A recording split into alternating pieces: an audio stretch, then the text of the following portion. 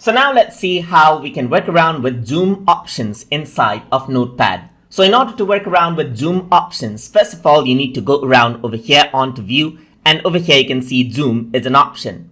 Once you go around right here and click on zoom in, what happens is that the font becomes bigger, as you can see right here. You can go around zoom in right here.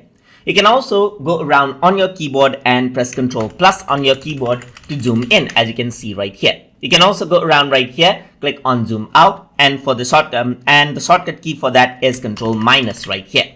If you were to go around right here, you can see that it seems as if the font is getting bigger right here, but you can restore the default zoom. So this is different than when you go to font right here and actually increase out the font size. Right now, it's not zooming in the font size is actually increased. So if I were to go to zoom right here, click on restore zoom default, you can see that the font is same size. So I'm going to go around right here and I'm going to type in 12, the default font size right here, press Ctrl+, keep on pressing it to increase the font size right here.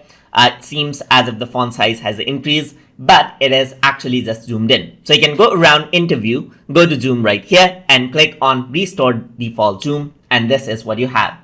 And that is how you can work around with zoom options inside of Notepad. So hope you guys learned something as always. And as always, please like, comment, share, and subscribe.